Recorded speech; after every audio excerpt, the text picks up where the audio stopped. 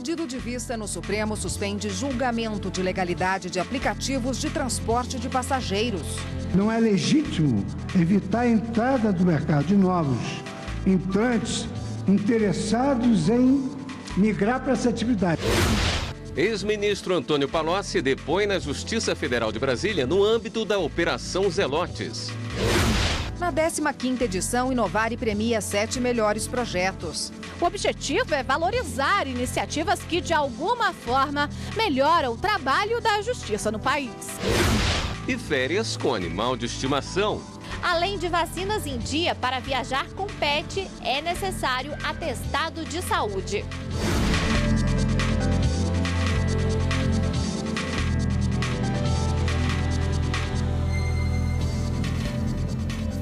Olá, boa noite. Boa noite para você. Um pedido de vista suspendeu há pouco no Supremo o julgamento da legalidade de aplicativos de transporte de passageiros. Repórter Carla Lucena acompanhou a sessão e ao vivo tem os detalhes. Oi, Carla. Boa noite. Olá, William. Boa noite para você, boa noite a todos. E foi exatamente isso. O pedido de vista foi do ministro Ricardo Lewandowski sobre a legalidade desses aplicativos. O Supremo está julgando 2 processos, uma ação e um recurso. De uma forma geral, os 2 processos questionam leis municipais que, de certa forma, limitam ou proíbem esse tipo de transporte. Uma lei, então, é de Fortaleza e a outra lei é de São Paulo. Na sessão de hoje já tivemos os votos dos 2 relatores, o ministro Luiz Fux, relator da ação, e o ministro Luiz Roberto Barroso, relator do recurso. Além disso, também tivemos a fala dos advogados. Vamos acompanhar a reportagem. Um dos principais aplicativos de transporte, o Uber, chegou ao Brasil em 2014. Segundo a plataforma, o Uber está presente em 100 municípios brasileiros, conta com 500 mil motoristas cadastrados e mais de 20 milhões de usuários. A chegada desse tipo de serviço levou alguns municípios a aprovarem leis regulamentando ou proibindo essa modalidade de transporte. Está em julgamento no STF a legislação aprovada em Fortaleza.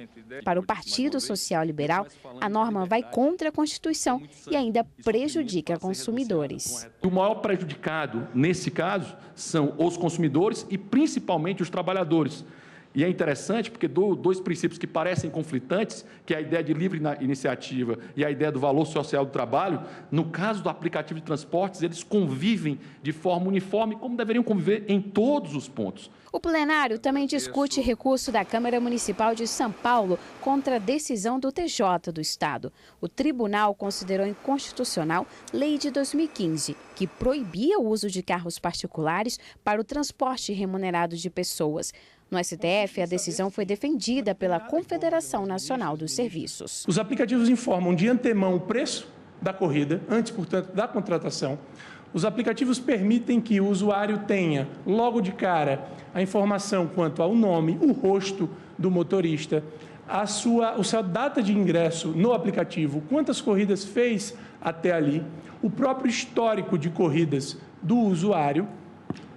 Tudo isso é disponibilizado no ambiente das plataformas, de modo que impera a máxima transparência nas relações entre usuários e passageiros. Por outro lado, o Sindicato dos Taxistas de Porto Alegre disse que essas normas devem ser preservadas. É um absurdo se colocar um motorista nessas condições, nesse trânsito que nós vivemos hoje.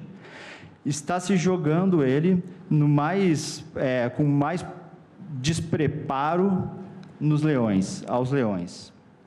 Portanto, excelências, o município ele consegue visualizar isso. O município, o legislador municipal, o executivo municipal consegue pensar, consegue discernir essas questões sociais muito mais facilmente.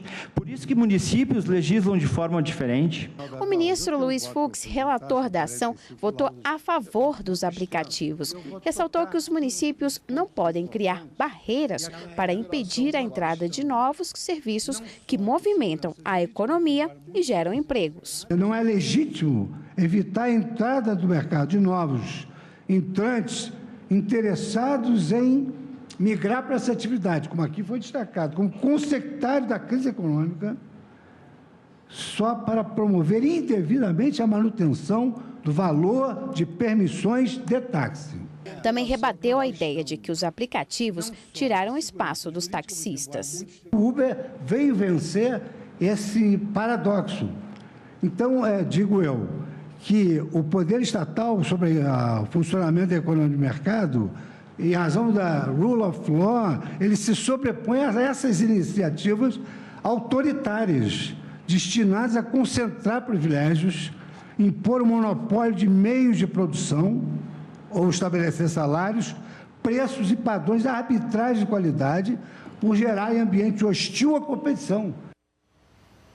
E olha só, o ministro Luiz Roberto Barroso, relator do recurso, ele destacou no voto dele que o mundo atual vive um momento de várias transformações tecnológicas e que não há como fugir disso. Ele também votou a favor dos aplicativos, disse que os municípios têm limites para legislar e que não podem criar aí barreiras para impedir que os agentes privados empreendam, inovem e façam uma competição aí no mercado. Vamos ver um trecho do voto dele.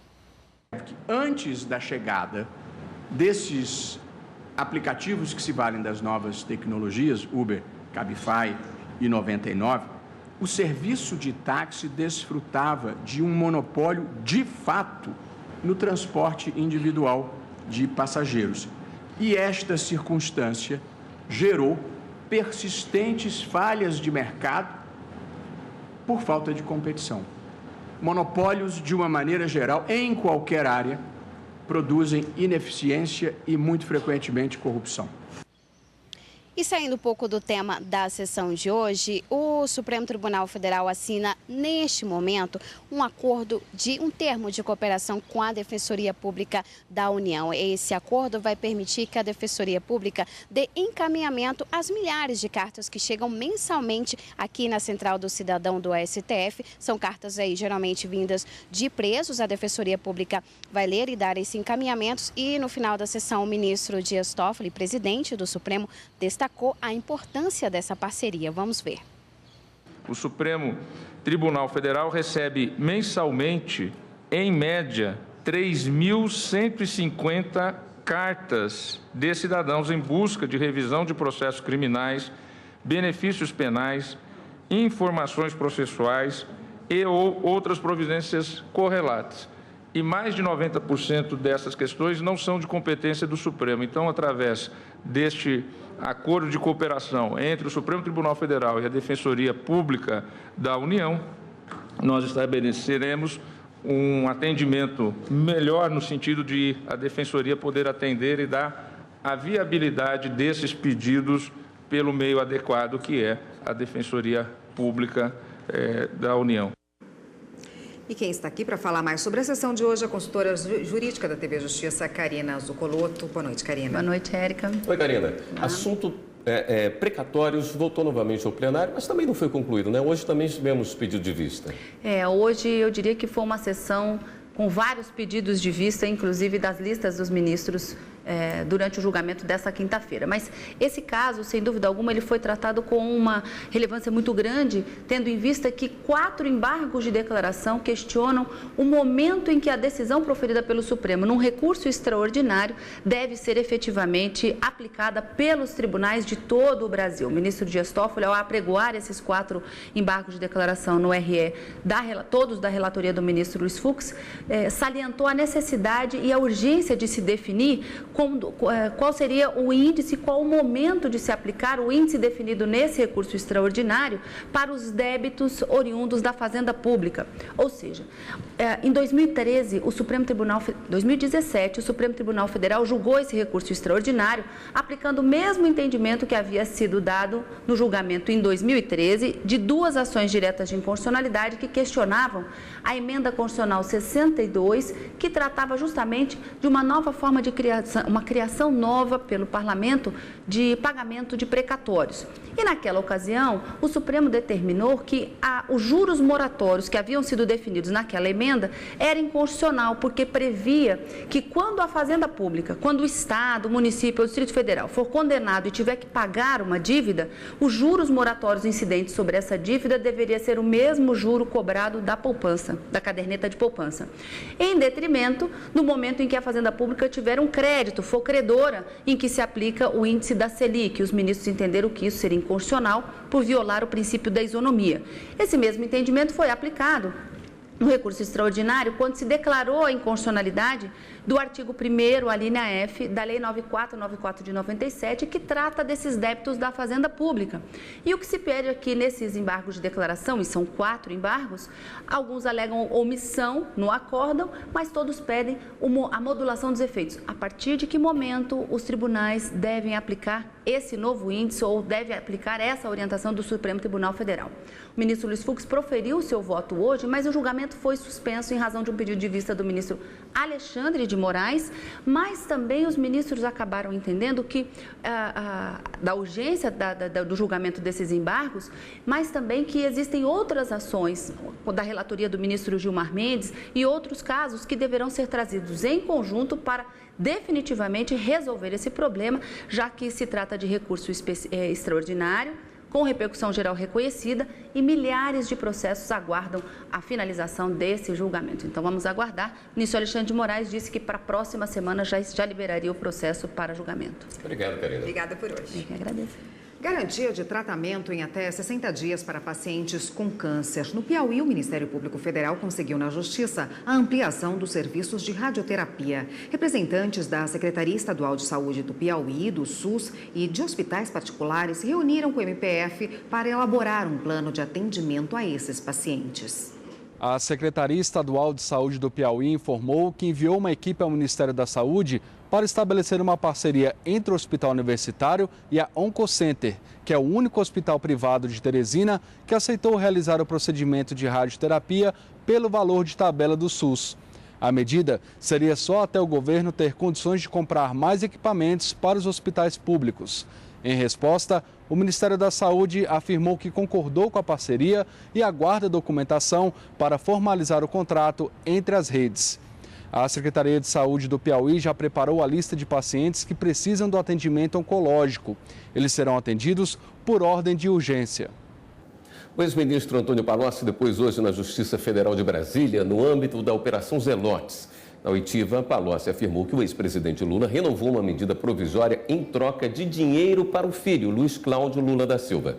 A compra de medidas provisórias é investigada na Operação Zelotes, deflagrada em 2015, que também apura irregularidades em decisões do Conselho Administrativo de Recursos Fiscais, órgão vinculado ao Ministério da Fazenda, que julga processos das empresas envolvendo questões tributárias.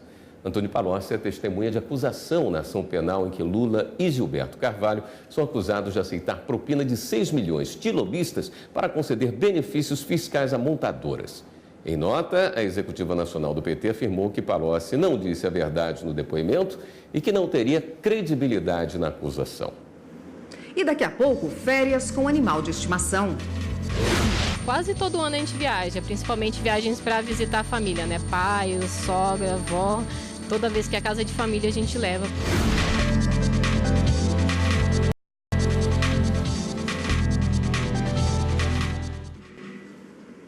O Tribunal Regional Federal da Primeira Região em Brasília decidiu manter a ação de improbidade administrativa contra um ex-prefeito de um município acusado de fraude em licitação. A ação de improbidade administrativa foi ajuizada pelo Ministério Público Federal contra um ex-prefeito do município de Governador Newton Belo, no Maranhão.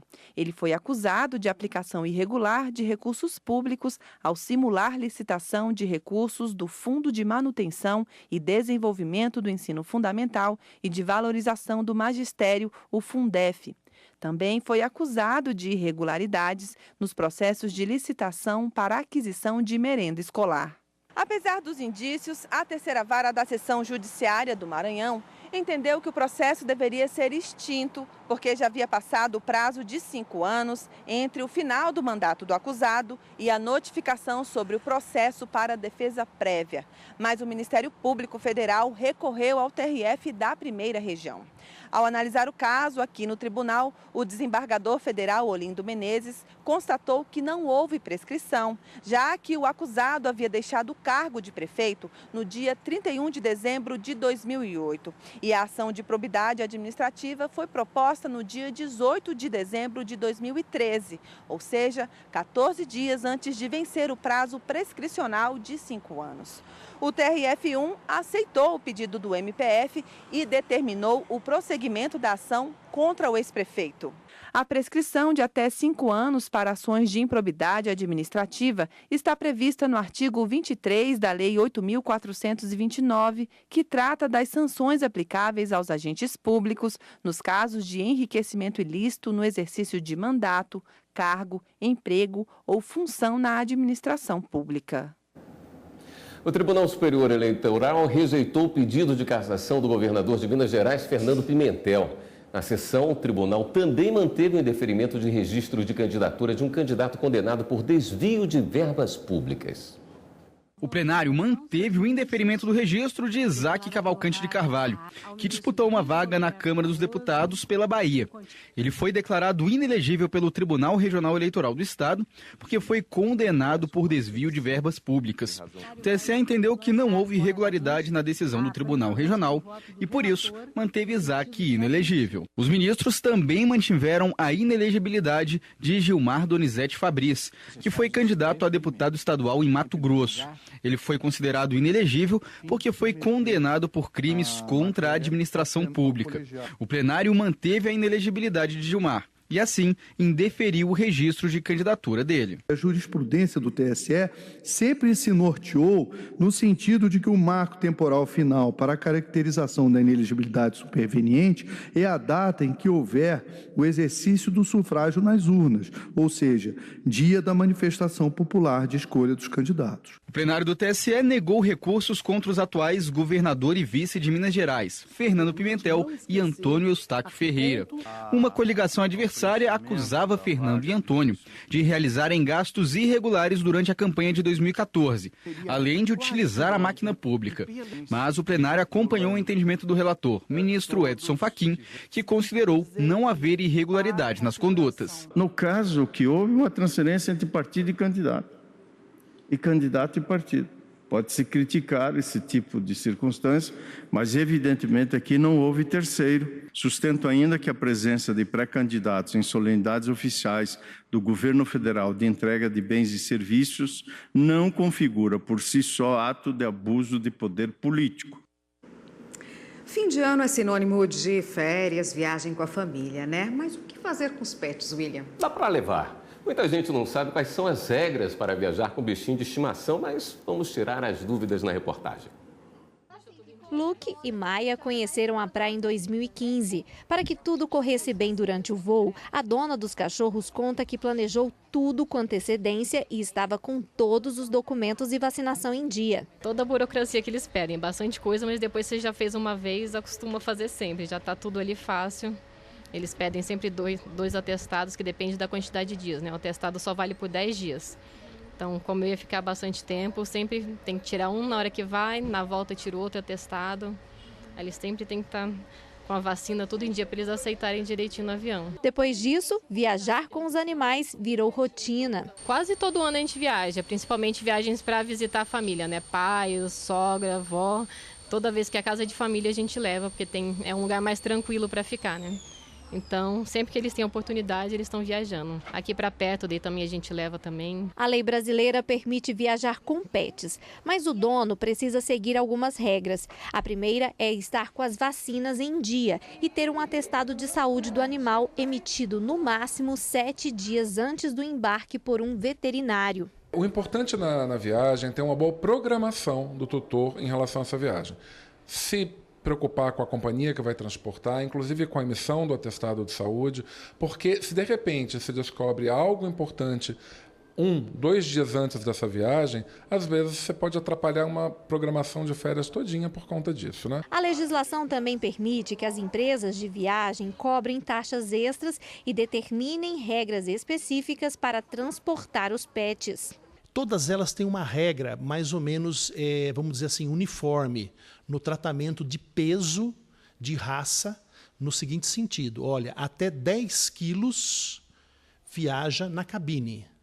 Acima de 10 quilos e até no máximo de 30 quilos, lembrando que somente são cães e gatos, eles poderão viajar, mas somente no bagageiro onde vai as bagagens do voo. Outro detalhe que os donos devem ficar atentos é a forma de transportar o animal durante a viagem. Em aviões, é necessário que o cão ou o gato esteja em caixas ou em bolsas apropriadas como esta aqui.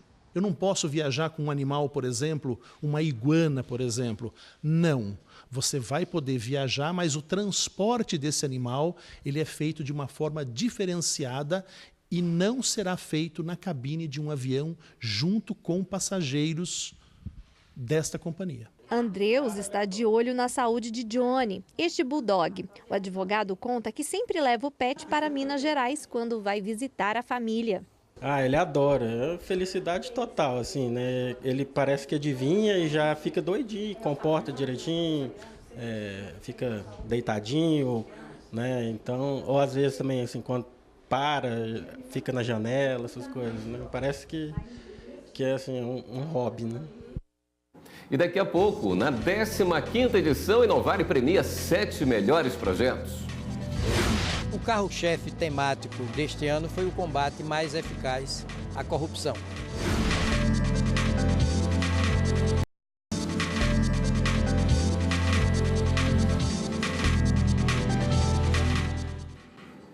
E hoje ocorreu a cerimônia de entrega do Prêmio Inovare. O prêmio homenageia as boas práticas voltadas à modernização e eficiência da justiça. Foram 654 projetos inscritos e 7 deles premiados. Esta é a 15ª edição do Prêmio Inovare. O objetivo é valorizar iniciativas que, de alguma forma, melhoram o trabalho da justiça no país. A comissão julgadora foi composta por ministros do Supremo, de tribunais superiores, advogados, defensores públicos e membros do Ministério Público. Na categoria tribunal, o vencedor foi o TJ de São Paulo, com o projeto Adote um Boa Noite, que incentiva a adoção de crianças e adolescentes no estado. O troféu foi entregue pelo presidente do Supremo e do CNJ, ministro Dias Toffoli. A categoria juiz foi para o Plano de Execução Civil Ambiental, para reduzir os impactos do desmatamento em Marabá, no Pará. Na categoria Ministério Público, Teresina, no Piauí, ganhou o prêmio com a iniciativa Construindo Gestores do Futuro, que previne o desvio de verbas públicas da educação. Na categoria Defensoria Pública, o vencedor foi o projeto Ronda Direitos Humanos, no Rio de Janeiro, que identifica denúncias de maus-tratos a moradores de rua. Na categoria Advocacia, foi o Acordo Nacional de Poupadores e Bancos, que incentiva a negociação de dívidas de 4 planos econômicos. Num esforço muito grande de aproximação entre o setor financeiro do país e os poupadores, conseguimos demonstrar, através desse acordo, agora premiado, de que é possível, sim, desenrolar, destravar questões que se arrastam por muitos anos no Poder Judiciário brasileiro, através do diálogo e através do entendimento. Na categoria Justiça e Cidadania, a prática Voto Legal de Brasília, que dá mais transparência a doações eleitorais, foi a ganhadora. E, por último, a iniciativa destaque entre todas as inscritas no Prêmio Inovare foi o curso de Auditoria Social da Controladoria Geral da União. Um auditor de finanças ensina a população como fiscalizar gastos públicos. O carro-chefe temático deste ano foi o combate mais eficaz à corrupção, porque a corrupção, sobretudo sistêmica, serial, organizada, é um dos nossos pontos de fragilidade estrutural. É um tremendo calcanhar de Aquiles na história do nosso país, porque a corrupção deita raízes até no Brasil colônia. Dos 650 projetos que participaram deste ano do Prêmio Inovare, 229 eram projetos desenvolvidos por voluntários, membros da sociedade civil. Ele atingiu o coração da sociedade civil, que cada vez mais trabalha pela promoção da justiça. O programa Link CNJ desta semana tem uma entrevista especial com o ministro Dias Toffoli, presidente do Supremo Tribunal Federal e do Conselho Nacional de Justiça. O ministro conduziu o Encontro Nacional do Poder Judiciário em Foz do Iguaçu, no Paraná. Durante a reunião, 91 tribunais de todo o país decidiram as metas para a justiça do ano que vem. O Link CNJ vai ao ar hoje, às 9h30 da noite, aqui na TV Justiça. Vamos às últimas notícias. É hora do Giro na Rede.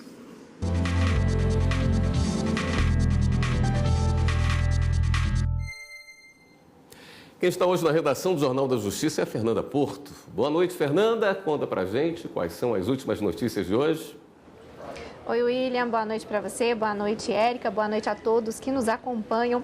A gente começa o giro de hoje falando uma decisão do STF. O ministro do STF, Gilmar Mendes, cassou o ato da presidência do Instituto de Previdência dos Servidores do Estado do Rio Grande do Norte, que determinou a mudança de cargo de 39 servidores de nível médio para nível superior. Na decisão, o ministro afirmou que a Constituição Federal assegura estabilidade e afasta a transposição de cargos públicos. E a primeira turma do Superior Tribunal de Justiça determinou que todas as instituições públicas e particulares de ensino não podem cobrar taxas para expedição de diplomas e certificados. A decisão é em razão de ação civil pública ajuizada pelo Ministério Público Federal contra taxas abusivas em serviços acadêmicos. E para finalizar o nosso giro, a gente fala que a Justiça de São Paulo, em decisão provisória, suspendeu acordo entre a Boeing e a Embraer. Em julho, as empresas assinaram um acordo de intenções para formar uma nova empresa avaliada em quase 5 bilhões de dólares. Segundo o juiz que julgou a ação, a intenção é de evitar que atos sejam impossíveis de serem revertidos com as mudanças da posse do novo presidente da República. A União informou não ter sido notificada sobre a decisão. Eu fico por aqui. Você em casa quer rever alguma de nossas reportagens? É muito fácil, vou te contar como é que faz. Você entra no nosso canal no YouTube e digita lá TV Justiça Oficial. Érica, William. Obrigado, Fernanda. E o Jornal da Justiça, segunda edição de hoje, fica por aqui. Boa noite. Boa noite para você. Continue com a programação da TV Justiça e a gente se vê amanhã. Até lá.